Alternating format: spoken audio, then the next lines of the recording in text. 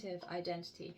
So the thing that essentialist understanding of identity and that kind of core constructed essentialist understanding of identity and a structuralist understanding of identity have in common is that those identities are fixed or in some way determined. So the innate identity, you just are that thing, the kind of building material. There's something that you could be, you might get to be it, you might get squished, but you, whatever it is, was always decided, it was always necessary. And then in the it was always innate, sorry. In the structuralist understanding of identity, who you are is kind of pushed onto you. It's necessary, but it wasn't innate. Performative identity is neither necessary or innate. It's a performance that you put on.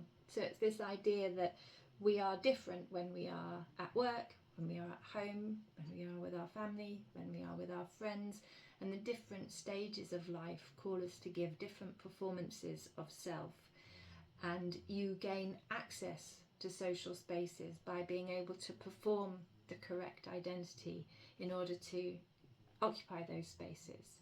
And it's an interesting one when you consider people with profound intellectual and multiple disabilities, because being able to perform those identities requires an understanding of those stages.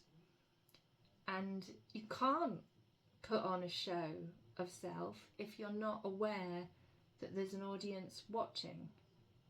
But it was interesting because when I was listening to those comments on identity from family members of people with profound intellectual and multiple disabilities that I mentioned a few videos ago, one of them was from someone's sister who said, we learned more about her the more stages we pushed her out onto. And that was a young lady, young woman, who lived a really adventurous life, and her family took her to lots of places that she might not otherwise have been taken to, and they said that in doing that they got to know more of her, they got to see more sides to her.